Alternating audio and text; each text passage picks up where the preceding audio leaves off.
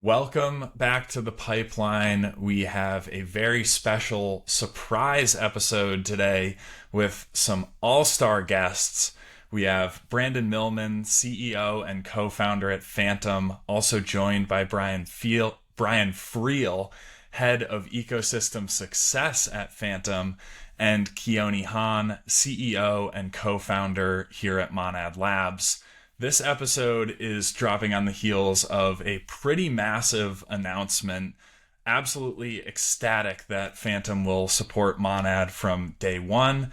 And furthermore, thrilled to be joined by some gigabrains on both teams to give the community a bit more detail and a look behind the scenes. Thank you all for coming on today. How's everyone doing? Yeah, doing well. Thanks so much for having us on. Yeah, super excited about the announcement and chatting a bit more about, more about that and what it means for Phantom and Monad. But yeah, thanks so much for having us on. Yeah, and good Monad. Thanks, Danny. That was a great intro. Long-time listeners of the pipeline here. Gamonad. Appreciate that very, very much for sure. And also, I'm particularly excited for this episode. Phantom is probably the crypto product that I have actually used the most. It was my first ever non-custodial wallet on Solana, and it's been awesome to see the team iterate on so many features, unlocking many new use cases. And now it just seems absolutely perfect that we have this announcement today. Phantom will support Monad from day one. Would love to hear from the Phantom side of things. What goes into the decision-making process for supporting a new chain? Yeah. Well, yeah, like I said, definitely really excited with the announcement. Really excited to be, committing to support Monad for day one. It's a huge, it's a huge commitment for us, and there's a lot that goes into the decision making, like you were alluding to. But in general, I've said this in a couple of other podcasts and venues, but in general, I do believe that the world of blockchain ecosystems is going to be multi-chain, but there's different degrees of how multi-chain it can get. My personal view is that multi-chain means that there's going to be probably 2 to 3 max ecosystems, maybe 5, that dominate the market and build kind of robust ecosystems and communities. There's not going to be, in my mind, thousands, hundreds, or even tens of these viable ecosystems. And so our job is really trying to identify, which chains are going to emerge the winners over everything that's out there. And really, pretty much I'd say the most important core underlying tenet for us is technology. We're personally trying to onboard the next billion right now. We need scalable technology right now. We are having a massive influx of users, and they need solutions today, and we are basically trying to skate to where the puck is going. And so first and foremost, really love the approach that Monad is taking with respect to technology. Like making innovations in consensus and parallel execution actually reminds me a lot of how Solana approached the market, with a lot more pragmatism versus just sort of going with the rules, so to speak, of what existed today. But yeah, super interesting difference though is that it's totally EVM compatible, obviously. And so in my mind, it actually has that best shot of finally marrying like a user base that requires fast and cheap transactions with the existing EVM ecosystem that's fairly robust and has been being developed for a number of years. And so, yeah, I really think it's all about that technology and giving our users, which are used to technology that fast and fast cheap, what they want. Yeah, So that's a little bit about it, but we can go into specifics. yeah, I think Brandon nailed it there. I think just to piggyback on his analogy, like comparing to Solana a little bit, looking back, I think at the time when Phantom supported Solana, it was a very non-consensus bet that, it's a different layer one. Solana went through its own like hero's journey of building out its own unique community, which I think really propelled it to where it is today. And I think we all see Monad making really great early steps to develop its own unique community as well. making some non-consensus bets in EVM as a layer one as opposed to just the L2 kind of consensus paradigm, so to speak. So yeah, really excited to dive into that more today. Yeah, definitely appreciate that perspective. And now kind of want to flip a similar question on the other side to Keone. You know, Monad is a new player in the blockchain space, and Phantom's obviously done a spectacular job in multiple ecosystems over the past couple years. What does it mean to you and our team at Monad to know that one of the most widely trusted and widely used non-custodial wallets will be supporting Monad from day one? It's huge. We're really, really excited to be working with the Phantom team. We feel just incredibly blessed to be able to work together with an amazing team that's built an amazing product. For me personally, I was using Phantom since pretty much day one. Have a lot of great memories of, buying pesky penguins NFTs on Solana, or the Slow Patrol, which was like actually one of my favorite NFT projects. It ended up going to zero. I have way too many sloths. But just a lot of great memories of using a great product with a great user experience that really has been innovating since day one and pushing the space forward. And it's clear that we need that because for normal everyday users, they demand exceptional user experience, and they're not like used to. It's just really important to keep pushing the space forward. I think it's also quite exciting to see in the past couple of years all of the integrations that the Phantom team has been able to put in place. For example, Drip House, really cool integration of some of the Drip House quests into Phantom, and I think it's just really important for putting applications that are innovating into very close view of users. And so I'm also excited from the perspective of the Monad ecosystem to to see some of the great applications that are getting built on Monad ultimately be more closely integrated within the wallet experience that is more seamless. So yeah, just overall super, super excited, and just looking forward to what's to come. 100%. I mean, pesky penguins. Keone is doxing himself as a true OG in the Solana NFT space. Shout out the Newt community. Exactly. Yeah, I think I also lost money on Slow Patrol, by the way, so I'm there with you. Keone. Oh yeah, okay. Yeah. No, they were cute. They I felt like they had most of the pieces in place, but just sometimes you get unlucky. And yeah, if I were truly OG, I would have minted the Degen apes. I remember struggling with the mint got pushed back like 3 times, and at some point I just gave up. But there were some really, really good memories from early days of Solana and what Phantom was able to do to help push the Solana space forward. 100%. The side note on the Degen ape mint, that was really like the point where I went from a casual explorer in crypto to super pilled on the space. And remember, I actually missed the Degen ape mint, but all my friends who were kind of hanging out together over that weekend and all had eventually an awesome minting and early buying experience on secondary, told me about how much fun they had over the weekend when I came back at the end of that weekend, and basically immediately downloaded a Phantom wallet to check out the space a bit more and hoped to get involved in some new mints. Ultimately, that didn't work out great for me, but have had a Phantom wallet ever since, and definitely appreciative of that user experience, and finding it hard to believe that we are where we are today.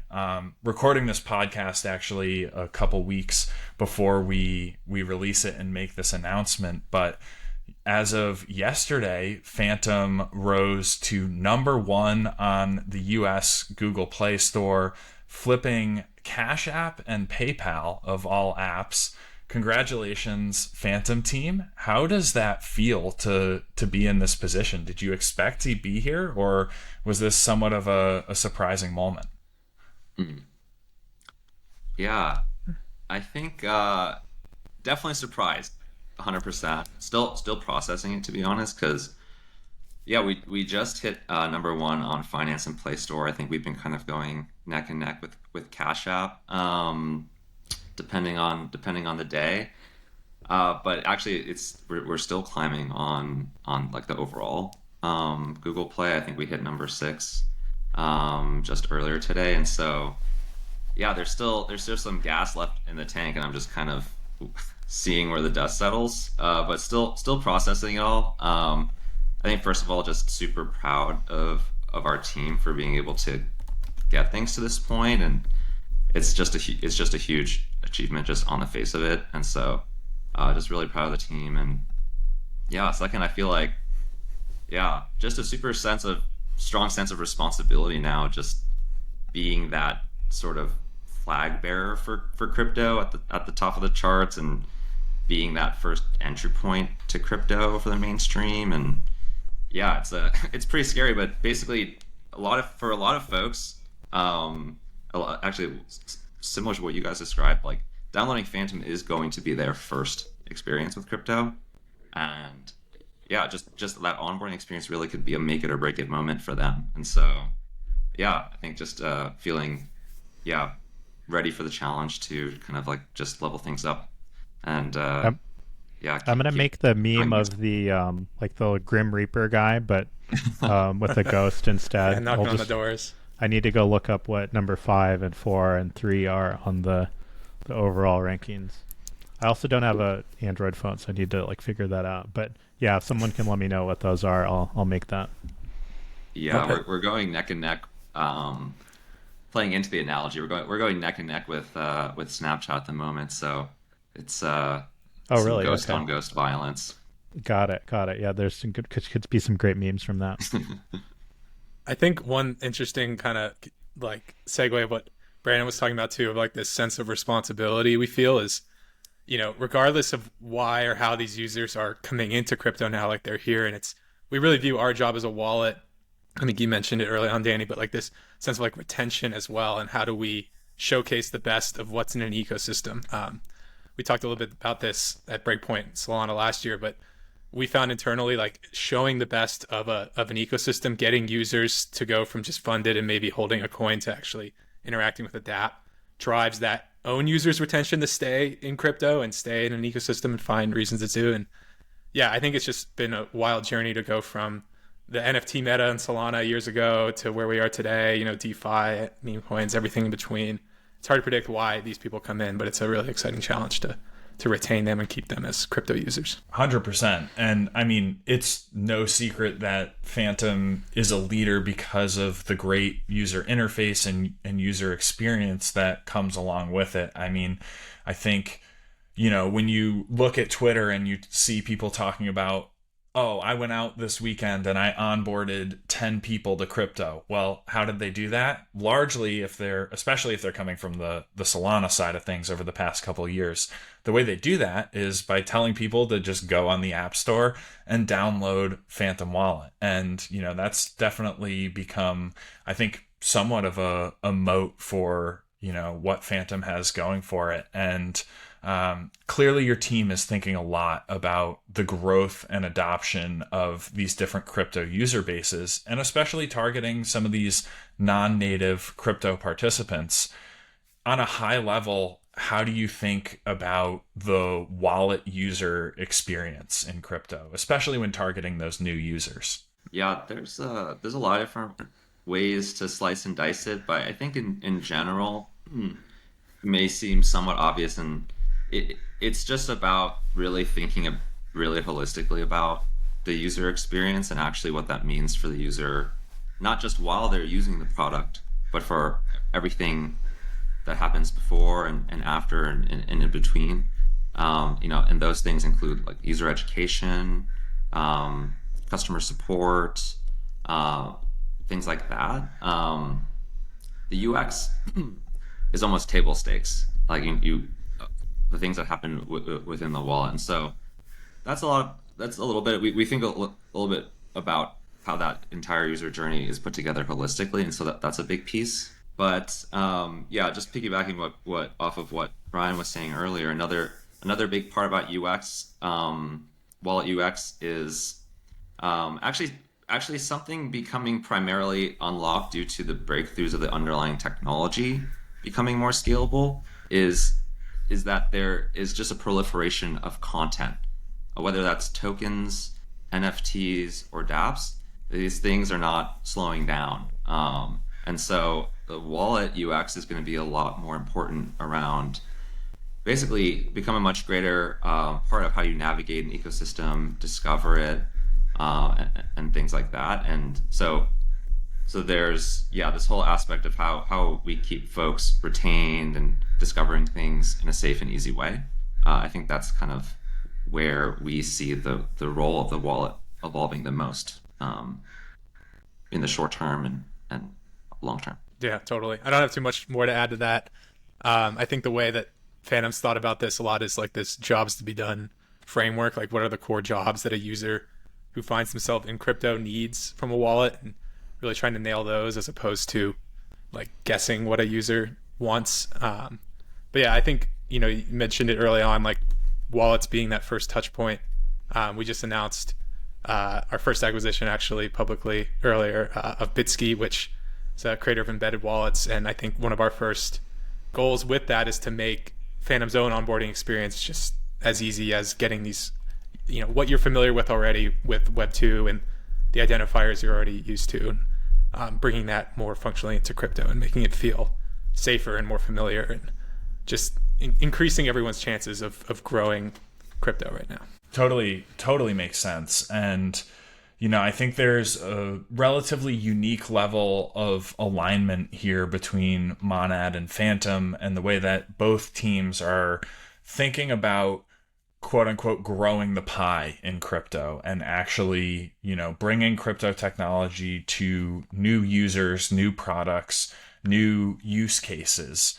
And that's certainly something that we talk a lot about here at Monad, and would be interested to hear from all the guests if there's a particular use case or application that's perhaps novel in crypto that really captures your attention and excites you. I'm actually curious to hear this from you guys too in Monad, like what, maybe something in particular of Monad. Is there something like you really would love to see built on Monad that's maybe uniquely enabled? Yeah, well, I always have felt that crypto, like the end goal or the end vision of like what things should look like in a couple of years, is sort of similar to WeChat, which, if you're not familiar with, like, it's a completely immersive environment where you're chatting with people like what you would do in WhatsApp, but then you can also order food or hire a handyman or get hire a scooter, or I don't know, like apply for jobs, or just like do a whole bunch of other things, and everything is just embedded internal to the application. I think that a wallet really has the best chance of actually enacting this vision, and a blockchain is a great substrate for this, because in blockchain we have shared global state where all of the applications actually are coexisting on the same computer. Of course, that computer is then replicated many times, and control of state is decentralized. It's federated amongst all of the validators that are maintaining the state, but all the applications fundamentally are running in the same computer, thus enabling composability and interaction between applications, where apps can build more complex functionality that reuses other apps as subroutines. So I think it would just be very cool to see more and more integration of applications, individual like little building blocks that different builders are building, integrated into a more seamless user interface, perhaps like making the decentralized version of WeChat and the WeChat ecosystem. I love the super app analogy, and I think that's definitely one lens that we look at ourselves at Phantom is basically the front end for crypto in a way, and helping boil down and bring the best of the crypto world that ends up emerging from, the just kind of the petri dish that is just kind of the open permissionless kind of arena, so to speak, and bringing whatever kind of like are those best use cases and bring them polished into the end user. One use case I'm remain super bullish on, and it's been a long time coming, is payments. I think Stripe is really going to change the game here this year with their announcement recently and helping allow any merchant to accept crypto payments. I think that's going to be a huge kind of first boulder to move for just the general acceptance of payments by merchants. And I think typically the biggest issue has been that final leg is like, well, not necessarily all merchants want to accept crypto, and just having that really easy exchange from crypto to fiat. That's what Stripe's bringing to the table. And so, yeah, I'm really excited about that, because that could really kind of end up sort of changing the market structure and pushing more like mom and pop shops and retail stores to do it as well. Because it actually is a cheaper alternative for credit card accepting payment in credit cards for in this Stripe setup. And so, yeah, just really interested to see how that plays out. Totally. Yeah. And I think that's kind of what you mentioned earlier, Brandon, about like the breakthroughs in the underlying technology enabling these new use cases, enabling like new types of users to come in. I think Keone mentioned Drip House earlier. That's one that like I always point to in the Solana ecosystem as like just changed the entire meta on its head from like NFTs and collectibles as this scarce, proof of provenance to all of a sudden they're just abundant, and it's really much more about the relationship with the creator, being able to explore with micropayments there. I think Vibu's like the perfect founder for that kind of stuff. And I would love to see more projects taking advantage of scalable systems like Monad or Solana and pushing different approaches to that solve real problems. Vibu was out, I think, tweeting the other day where he's like, I'm at a fair in Austin, like where artists are selling their art in 100-degree heat under a tent, and it's so hard for them to like make a sale. And he's like, let's just bring this online. Let's remove all the friction, all the barriers. And yeah, I think there's a ton there that's underexplored. 100% have always looked at what Drip House and other even the Solana ecosystem as a whole, how they've done such a great job of onboarding creators and creating new opportunities to monetize, gain audiences, and kind of everything in between. It's always exciting when you talk about a use case that is fully ready today. There's no contingencies in place that, we're waiting on and saying, oh, this will be ready in 5 years and it'll be really cool then, but you have to wait till we get there. And I think, that's why we're hitting this almost like inflection point where we're seeing Phantom at the top of the finance apps on the Google Play Store, and hopefully number one overall very soon. Wouldn't mind if that coincided with Monad's mainnet launch. But one thing that stood out to me earlier, and I believe it was Brandon who said this, is you've envisioned 2 to 3 ecosystems max in a multi-chain world.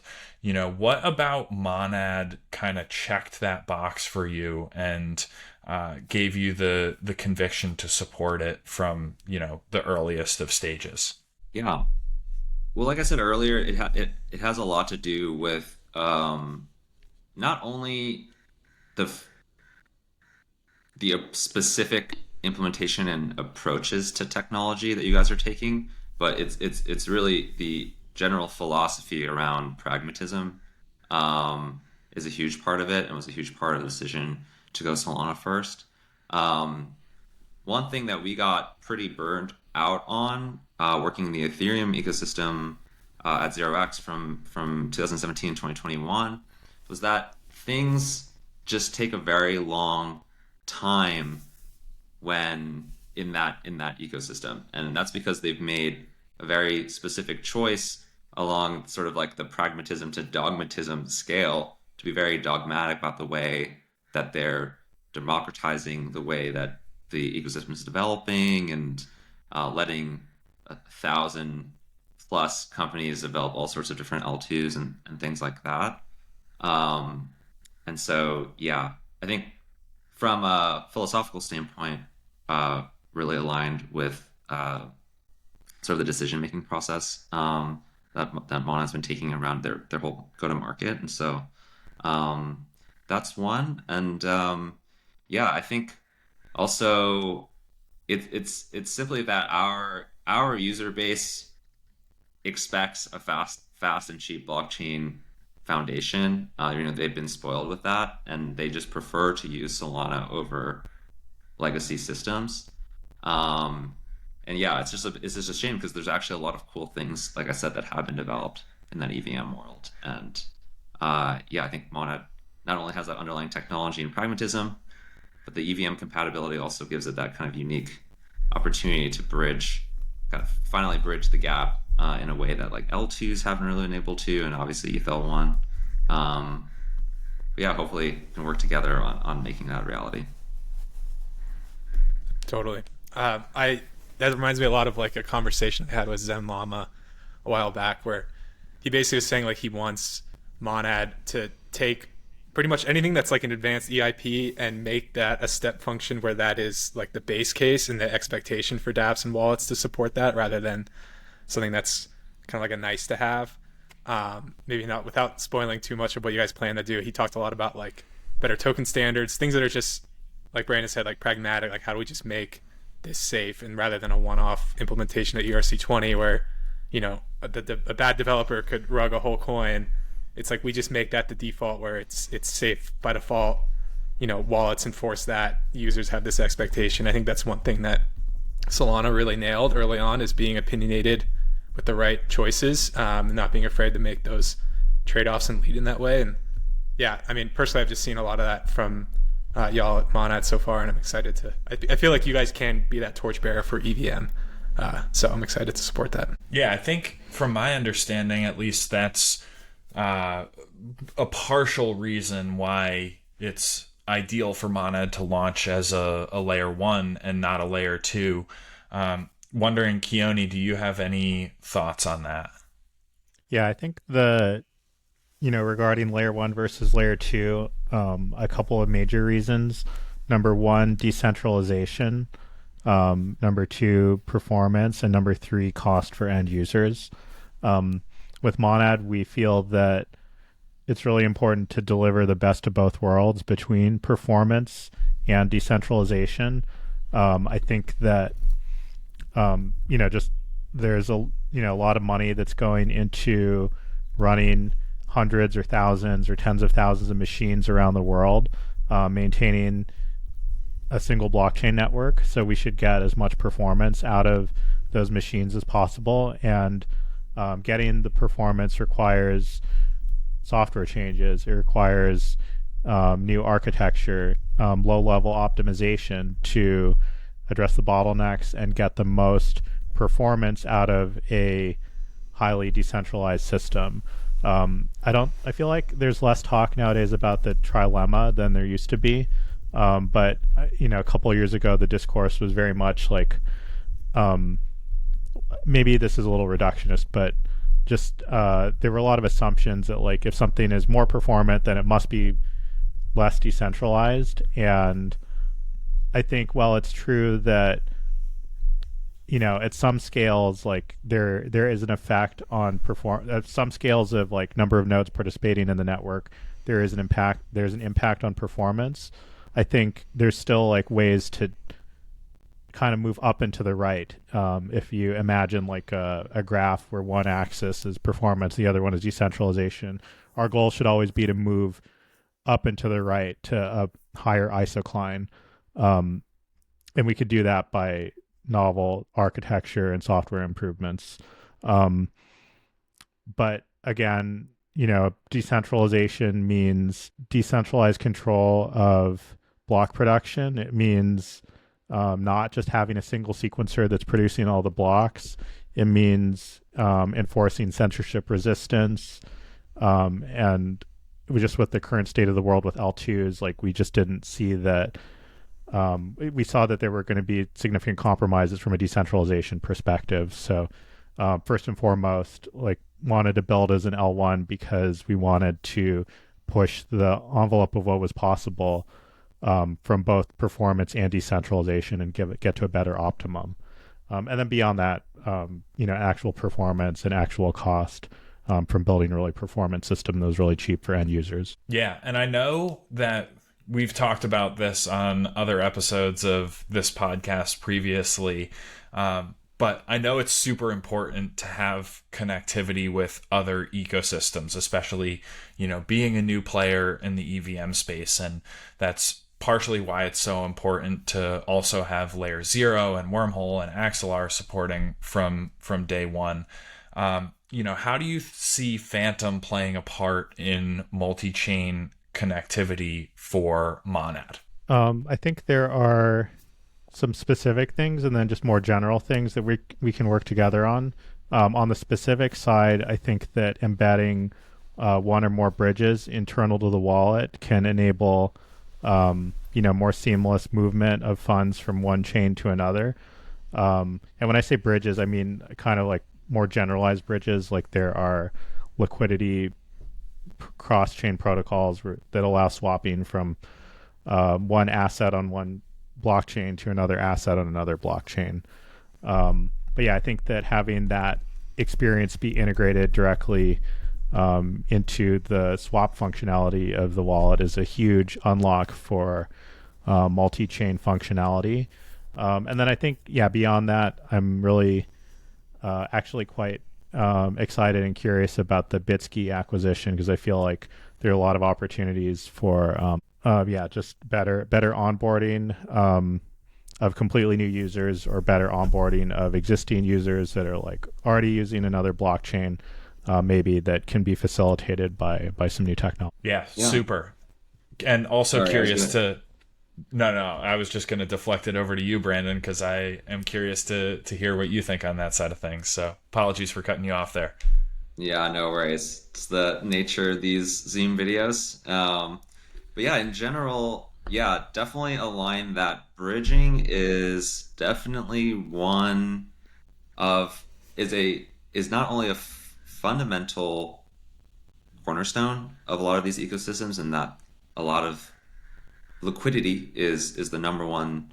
Liquidity is the lifeblood of financial activity, and bridges help get liquidity from point A to point B across different blockchain ecosystems. And so, we've definitely taken a very first-class approach to bridges.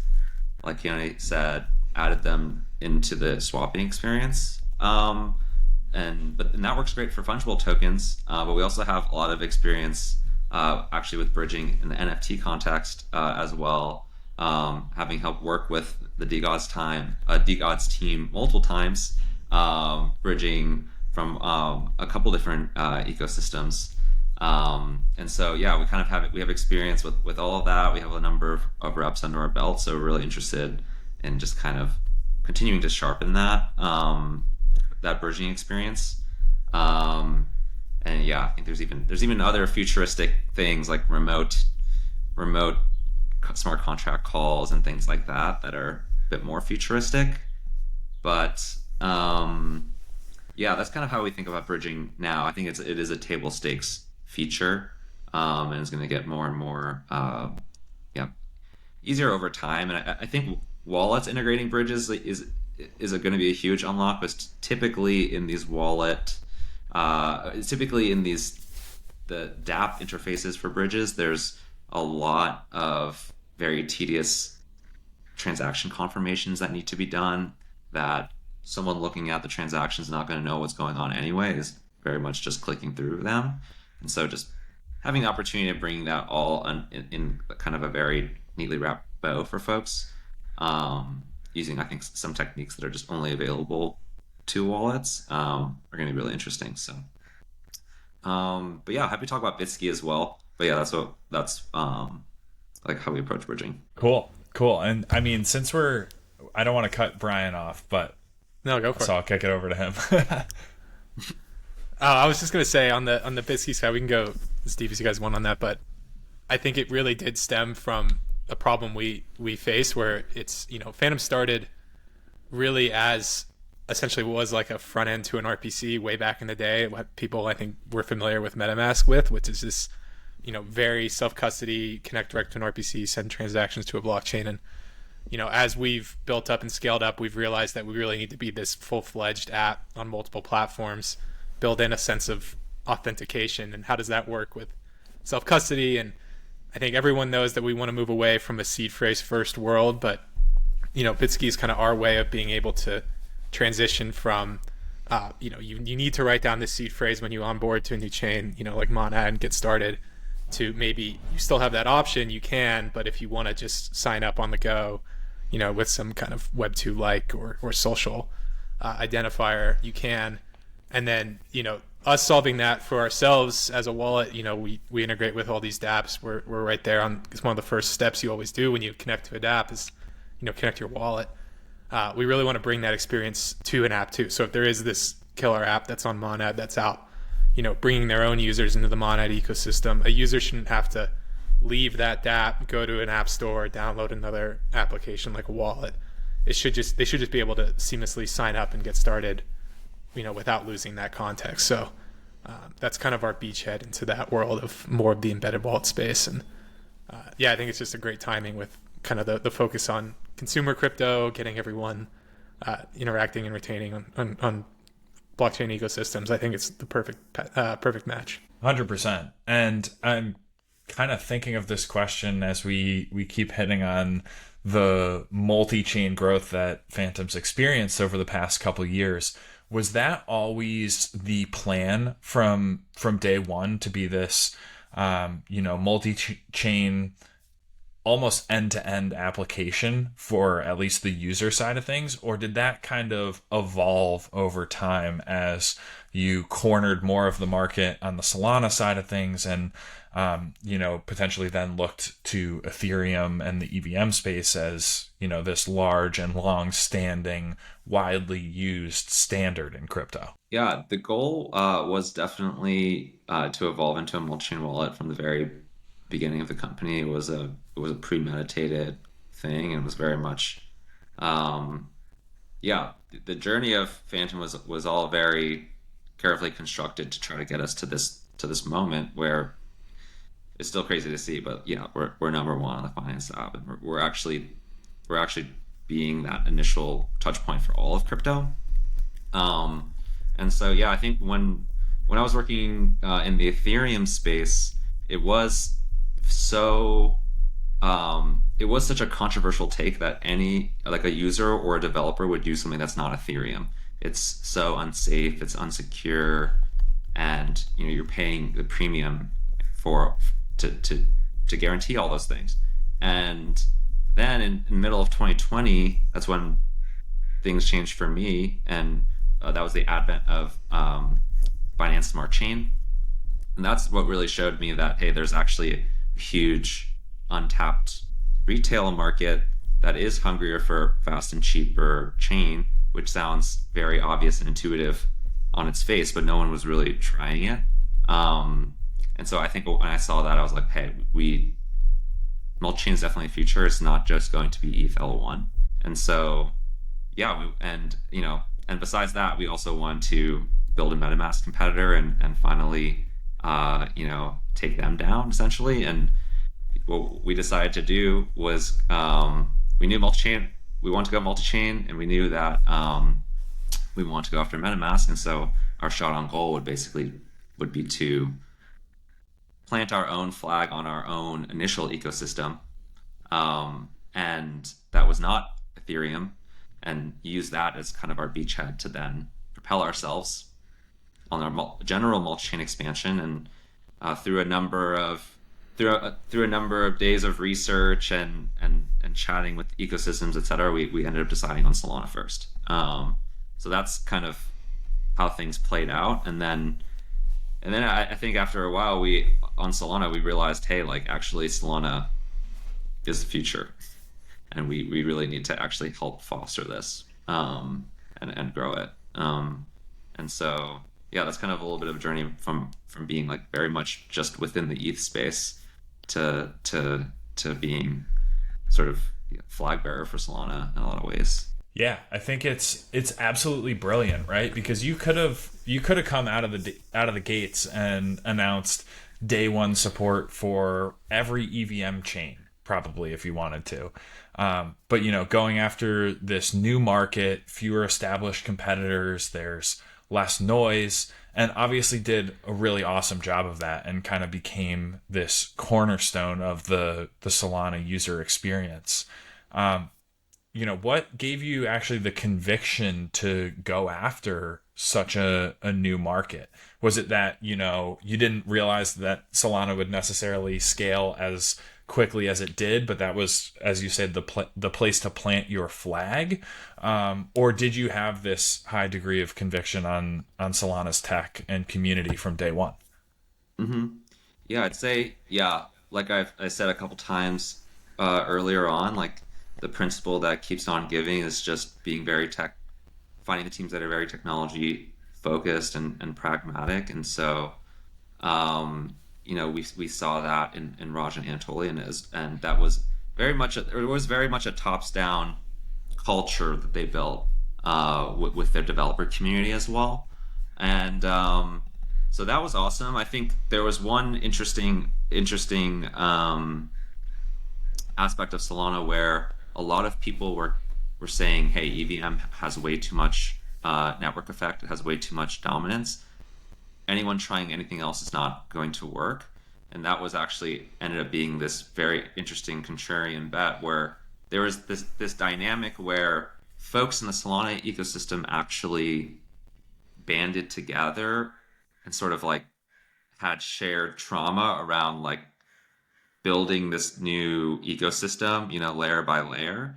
And I think that actually like served to be a very genuine kernel of culture and community for that ecosystem, which in the EVM world, which is a challenge that Monad has ahead of them, is that there's a lot of like what I call like just drive-by copy and paste like smart contracts, or like Aave or Compound or whatever. They're just dropping their contracts everywhere, and they're not really making a full commitment or investment to that ecosystem. So that's something that Solana really had going for it in the beginning that we identified. And yeah, it panned out nicely. I guess one other thing is that there was a very large. Solana was the second largest deployment of USDC, and understood that stablecoin liquidity is also quite important for like DeFi activity and things like that. So yeah, those were a couple things, but obviously luck was on our side to a big degree as well. Yeah, and I think what Brandon mentioned, like that kernel, that genuine kernel, like what starts as a developer community, and then I think kind of grew in concentric circles into like an NFT, like hardcore NFT community through the bear market of Solana. Now there's all kinds of communities there. That like staying really close to those communities, I think was the biggest learning for at least me and probably a lot of the fandom team over the last couple of years. And even though Brandon said like the OG, like the first article on Phantom's website, the first slide of the pitch deck is like bringing EVM Solana together, like this multi-chain world. I think like we ended up launching our multi-chain announcement at possibly the worst possible time we could have. We'd been working on it forever, and it happened right after the FTX collapse.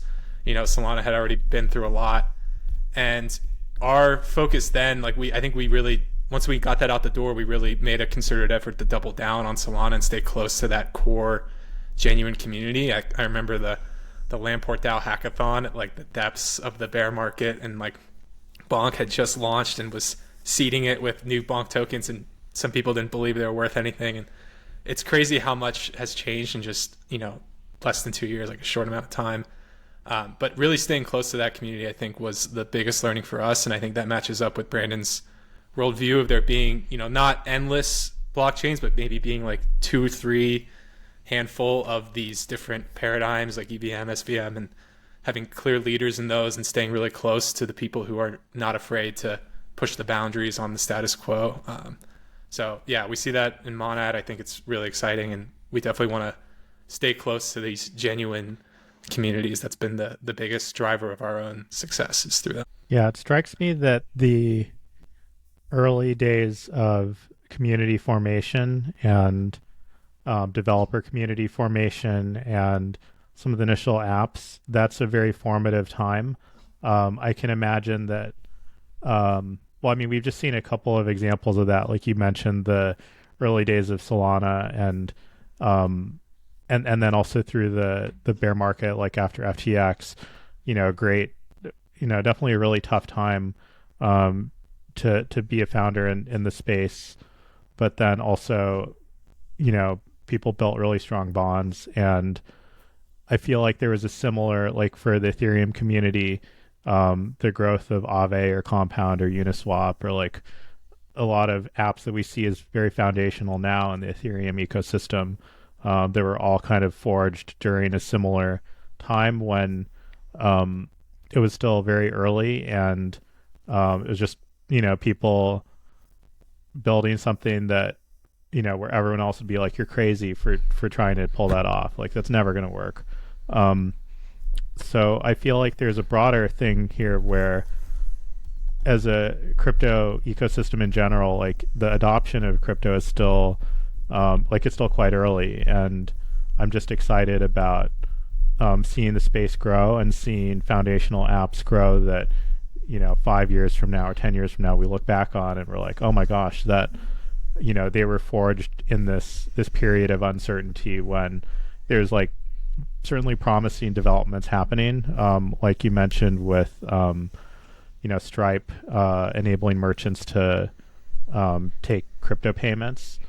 There's a lot of promise, but there's just huge opportunity for application developers to build ambitious apps that scale to hundreds of millions of users. And I think you're crazy for trying to build that kind of moment would still be like for someone that's trying to build an app at that scale.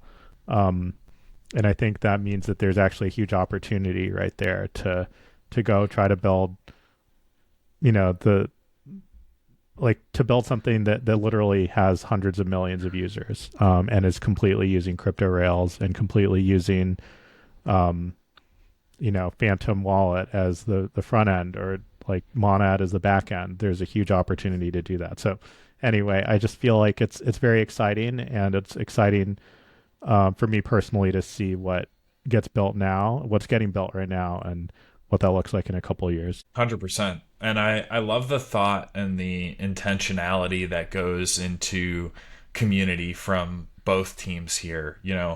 Community is obviously a superpower. We say it often. Community is your evangelists and your true user base, whether that's, your end user community or the developer community as well, which is extremely, extremely important. And the projects that innately understand that seem to have this massive advantage on the go-to-market side of things.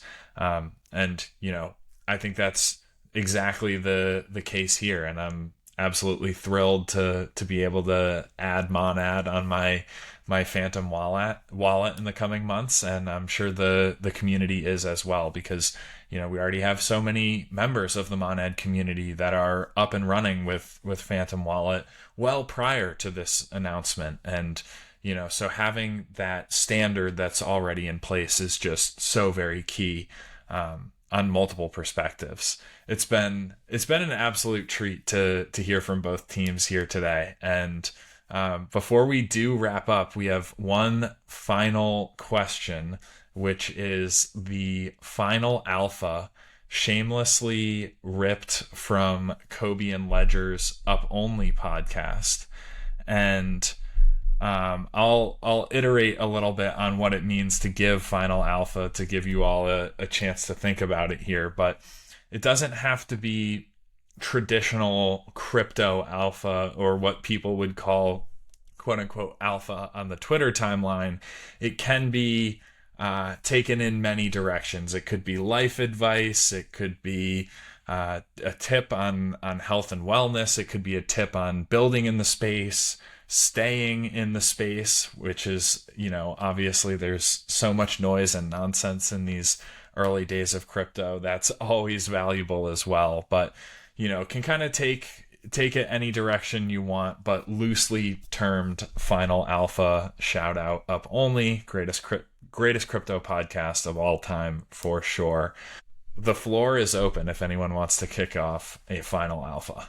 I can just reiterate, I'll save the best for last for Keone and Brandon, who are the true giga brains here. But yeah, I think the piece that we learned about if you're building a product in the space, finding who your users are, even in like the darkest times, and they find reasons to continue to use your app and those jobs to be done, and staying really close to them and just hearing the raw feedback from them and not trying to act like you're maybe smarter than them, and being okay with adjusting your own sense of priorities based on those users. I think all of really Phantom's rise has been from staying really close to that core genuine Solana community, and they've been a huge driver for us as we expand to support other chains as well. So staying close to them.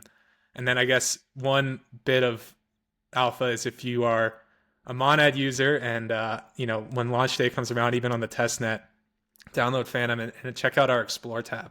There's going to be a lot of really awesome Monad content there. So that's my piece of alpha without saying too much. Nice. I'll definitely do that.